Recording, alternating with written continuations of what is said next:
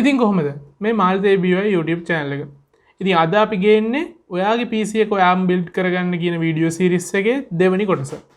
මම අද කතා කරනවා කොහොමද ඔයාගේ computer එකට motherboard එක තෝරගන්නේ කියලා. ඉතින් මේ series එකේ පළවෙනි කොටස හැටියට මම කරා CPU එක තෝරගන්න විදිය. ඉතින් ඔයා මේ වීඩියෝ එකත් මෙන්න මේ උඩින් එන link එක click කරලා ගිහලා බලලා ඉන්න. මොකද ඒකේ කියන විස්තරත් මේ motherboard එක තෝරගන්න වැඩවලට වැදගත් වෙනවා. ඒ වගේම තමයි මම ඉස්සරහට කම්පියුටර් එක assemble කරලා Windows install කරලා drivers install කරලා මේ හැමදේම කරන විදිය ගැන step by step video series එකක් කරන්න බලාපොරොත්තු වෙනවා. ඒකෙන් අනිවාර්යෙන් subscribe කරලා bell icon press කරලා තියාගන්න. ඉස්සරහටත් එතකොට මම මේ දාන video series බලලා ඔයාලට පුළුවන් ඔයා කම්පියුටර් එක හරියටම හදාගන්න.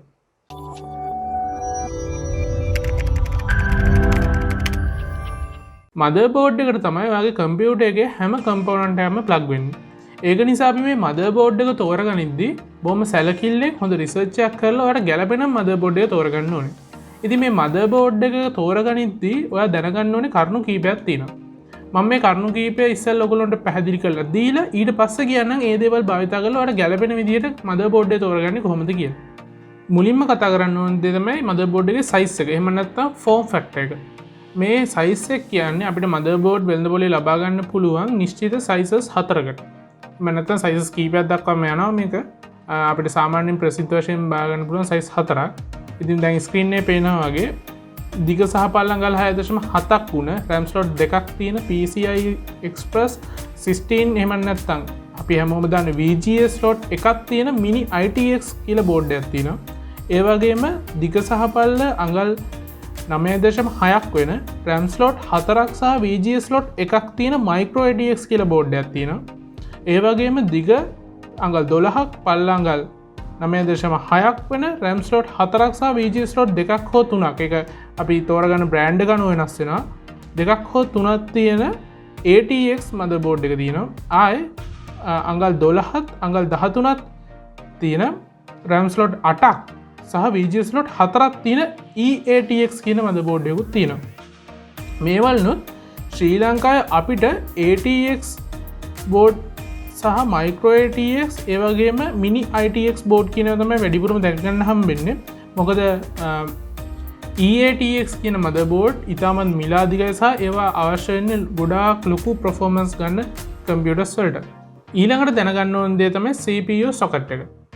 CPU socket එක කියන්නේ අපි ගන්න CPU එක motherboard එකට set වෙන. එහෙම නැත්නම් motherboard එකට plug වෙන ඒ port එකේ header සහ ඒ pin තියෙන විදිය.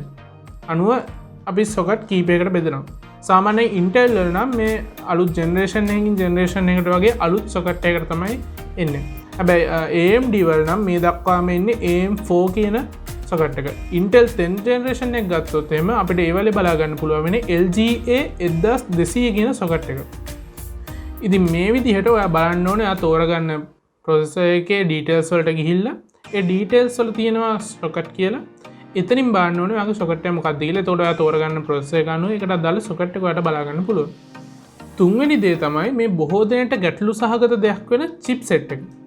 ඉතින් මම මේ chipset එක ගැන සරලවම කිව්වොත් ඔයාගේ කම්පියුටර් එකේ motherboard එකට plug වෙන හැම component එකක් අතරම සංනිවේදනයේ පවත්වන සංනිවේදන මධ්‍යස්ථානයේ විදිහට තමයි මේ chipset එක වැඩ කරන්නේ. ඉතින් සාමාන්‍යයෙන් අලුතෙන් CPU line up එකක් එහෙම නැත්නම් processor generation එකක් introduce කරද්දී Intel හෝ AMD ඒගොල්ලෝ විසින්ම ඒගොල්ලන්ගේ processor එකට compatible වෙන අලුත්ම chipset series එකකුත් ඒගොල්ලෝ release කරනවා. මේ chipset H81 එහෙම නැත්නම් H410 B460 ඒ විදිහට එක එක coding වලින් අපිට හඳුන්වා ගන්න පුළුවන්. මේ chipset සාමාන්‍යයෙන් නිකුත් වෙන්නේ budget chipset එකක්, mainstream chipset එකක්, ඒ වගේම enthusiast එහෙම නැත්නම් high end chipset එකක් විදියට. එතකොට සාමාන්‍යයෙන් ගත්තාම chipset 4ක් හෝ 5ක් 3ක් ඒ වගේ අතර ප්‍රමාණයක් හැම generation එකකම release කරනවා.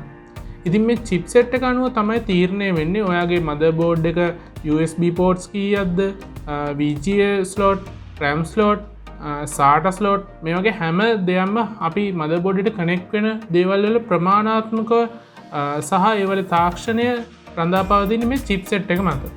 ඉතින් ඔයා budget chipset එකක් ගන්න නම් ඒකේ තියෙන USB port සංඛ්‍යාව RAM slot සංඛ්‍යාව අඩු වෙන්න පුළුවන්. ඒ වගේම high end chip එකකට යනවා නම් ඒ chipset එකත් එක්ක එන මදර්බෝඩ් එකේ තියෙන RAM slot සංඛ්‍යාව USB port සංඛ්‍යාව වගේ ඒ දේවල් වැඩිවීමට හැකියාව තියෙනවා. ඉතින් ඔයගොල්ලන්ට මේ chipset එක ගැන තවදුරටත් පැහැදිලි වෙන්න මම ඔයගොල්ලන්ට මේ chart එක පෙන්නන්නම්. ඉතින් මේ chart එකේ තියෙන විදිහට ඔයගොල්ලන්ට පේනවා මෙතන උඩින්ම තියෙනවා H410, B460, H470 සහ Z490 කියන chipset ටික. ඉතින් මේ chipset එක බැලුවාම ඔයගොල්ලන්ට පේනවා මෙතන තියෙනවා මේ තියෙන chipset ඔක්කොම Intel 10th generation වලට ආපු chipset. මෙතන උඩින්ම තියෙනවා overclocking පහසුකම් ගැන. ඉතින් මම overclocking ගැන කතා කරනවා මගේ කලින් වීඩියෝ එකේ. ඉතින් ඔයා overclock කියන්නේ මොකක්ද කියලා දන්නේ නැත්නම් ඒ කලින් වීඩියෝ එක අනිවාර්යෙන් බලන්න. ඒකේ මම කිව්වා වගේ ඔයාලට overclocking අවශ්‍ය නම් මෙතන තියෙන Z490 කියන chipset එකේ motherboard එකට යන්න වෙනවා. ඉතින් මේ Z490 කියන්නේ අර මම කිව්වා enthusiast level එකේ chipset එක. ඉතින් මේ chipset එක ඉතාමත් chipset එකත් එක්ක motherboard එක ඉතාමත් මිල අධිකයි. ඒකයි මම කිව්වේ කලින් වීඩියෝ එකේදීත් මිල අධික components වලට වැඩ යන්න වෙනවා කියලා. ඊට පස්සේ අපිට පේනවා මෙතන memory support එක. memory support තියෙනවා DDR4 dual channel. මේ DDR4 සහ channels dual channel කියන්නේ මොනවද? ඒ දේවල් ගැන මම විස්තර කරනවා ඊළඟ සතියේ වීඩියෝ එකේ. ඒක RAM පිළිබඳ කතා කරද්දී මම කතා කරන්න. එතකොට මේකේ පෙන්නනවා 2666 2933 ඒ වගේ ස්පීඩ්ස් පෙන්නනවා. ඒක නම් chipset හැම එකකටම එකයි. ඊට පස්සේ maximum DIMM slots ඒ කියන්නේ maximum RAM slot ගන්න. එතකොට අපිට පේනවා H410 motherboard එක කියන budget motherboard එකේ තියෙන RAM slot දෙකයි. අනිත් motherboard වලට RAM slot 4ක් දක්වා තියෙනවා. ඒ වගේම මෙතන තියෙනවා maximum USB 2.0 ports. එතකොට ඒකත් H410 motherboard එකේ තියෙන 10යි B460 එකේ 12යි ඊට පස්සේ Z490 සහ H470 කියන motherboard වල 14ක් දක්වා තියෙනවා. ඒ වගේම තමයි USB 3.2 ports ඒ වලේ තියෙන කොහමද gen එක කොහමද ඒ වගේ ports කීයක් තියෙනවද ඒ වගේම SATA ports කීයක් support කරනවද ඔයාලට පේනවා H410 එහෙම නැත්නම් budget chipset එකේ තියෙන්නේ SATA port 4යි. ඒ වගේම අනිත් chipset වල තියෙනවා SATA port 6ක්. ඒ වගේම PCI Express slot කොහොමද තියෙන්නේ? ඒ වගේම ඩිස්පලේස් අපිට කීයක් සපෝට් කරනවද මේ motherboard එකේ? අර කියනවා onboard graphics පාවිච්චි කරනවා ඔයාලා ඩිස්පලේස් කීයකට යන්න පුළුවන්ද කියලා බලන්න ඕනේ. ඒතකොට මේ බලද්දී අපිට තියෙනවා H410 එකේ නම් ඩිස්පලේ දෙකයි අනිත් chipset එකේ නම් ඩිස්පලේ තුනක් දක්වා යන්න පුළුවන්. ඒ වගේම wireless integrated wireless කියලා තියෙන මෙතන Wi-Fi පහසුකම. ඉතින් Wi-Fi පහසුකම ඔයගොල්ලන්ට පේනවා මෙතන H410 එකට B460 එකට දෙකටම නැහැ. හැබැයි මේක වෙනස් වෙනවා ඔයා motherboard එක ගන්න manufacturer අනුව. ඒ motherboard එක ගන්න manufacturer හිතුවොත් මේකට Wi-Fi integrate කරනවා කියලා උදාහරණ විදිහට ගත්තොත් Intel 10th gen වල MSI වල එනවා motherboard එකක්. ඒ motherboard එකට තියෙනවා ඒක B460 motherboard එකකට Wi-Fi ඇතුළත් කරලා තියෙනවා. ඒක ඉතින් ඒ manufacturer ගේ තීරණයක් තමයි ඒක වෙන්නේ.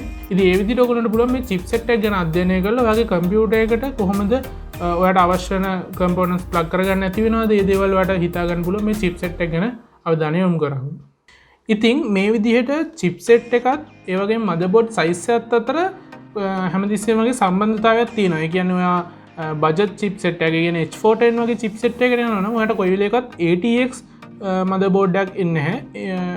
වැඩිම වුණොත් micro-atx motherboard එකක් සහ Mini-Itx motherboard එකකට තමයි යන්න පුළුවන්. මොකද ඒ කලින් කිව්වා වගේ H410 chipset එකක් support කරන memory slot දෙකකට.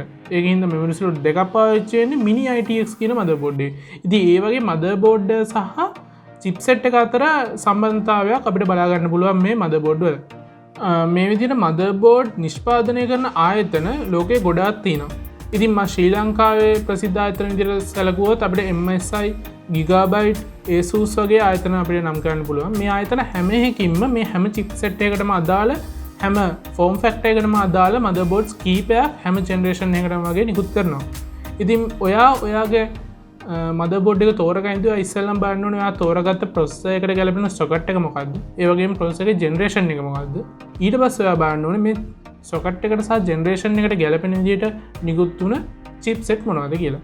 ඉතින් මේ chipset වලින් ඔයාට තෝරගන්න වෙනවා ඔයාගේ බජට් එක සහ ඔයාගේ අවශ්‍යතාවයන්. කියනවා RAM slot 4කට යනවද? ඔයාට VGA දෙකක් හෝ තුනක් ලක් කරන්න අවශ්‍ය වෙනවද? එහෙම නැත්නම් ඔයාට තවත් ඉස්සරහට USB ports වැඩි වෙන්න ඕනද? SATA ports වැඩි වෙන්න ඕනද? ඒ වගේ ඔයාගේ අවශ්‍යතාවය අනුව ඔයාට ඒකට ගැලපෙන chipset එක තෝරගන්න ඕනේ. ඊට පස්සේ ඔයා බලන්න ඕනේ ඔයාගේ මේ chipset එකට ගැලපෙන ඔයාගේ මේ chipset එකෙන් තව manufacturers ලා හදලා තියෙන motherboards මොනවද කියලා. එතකොට ඔයාලට පුළුවන් B460 motherboard එකක් උදාහරණයක් ගත්තොත් B460 MSI ලගේ motherboard තියෙනවා, ASUS ලගේ තියෙනවා, ඒ වගේම Gigabyte ලගේ තියෙනවා. ඔයා බලන්න ඕනේ මේගොල්ලන්ගේ මිල ගණන් සංසන්දනය කරලා ඒ මිල ගණන්ට අනුව ඔයාලට කොයිතරම් warranty එකක් හම්බ වෙනවද, ඔයාලට කොයිතරම් facilities, ඒ වගේම මේ කොයිතරම් කල් පැවැත්මක් තියෙනවද, ඒ වගේ දේවල් ඔයා හිතලා බලලා ඔයාලට ගැළපෙනම motherboard එක ඔයා ඒ විදිහට තෝරගන්න ඕනේ. ඉතින් මේ විදිහට ඔයා දැන් CPU එක තෝරගෙන තියෙනවා, motherboard එක තෝරගෙන තියෙනවා. ඊට පස්සේ ඔයාලට RAM එකක් තෝරගන්න ඕනේ ඔයාගේ මේ motherboard එකට සහ CPU එකට ගැළපෙන විදිහට. ඉතින් මම මේ RAM එක ගැන තෝරගන්න විදිහ ගැන ඊළඟ සතියේ වීඩියෝ එකකින් එනවා. ඒ වගේම VGA එකක්, storage devices, casing, මේ හැමදේම තෝරගන්න විදිහ ගැන මම ඊළඟට එන වීඩියෝස් වලදී කතා කරන්න බලාපොරොත්තු වෙනවා. ඒකෙන් හින්දා අනිවාර්යෙන් subscribe කරලා bell icon press කරලා තියාගන්න. ඊළඟ සතියේ වීඩියෝ එකෙදිත් අපි ආයෙ හම්බෙමු.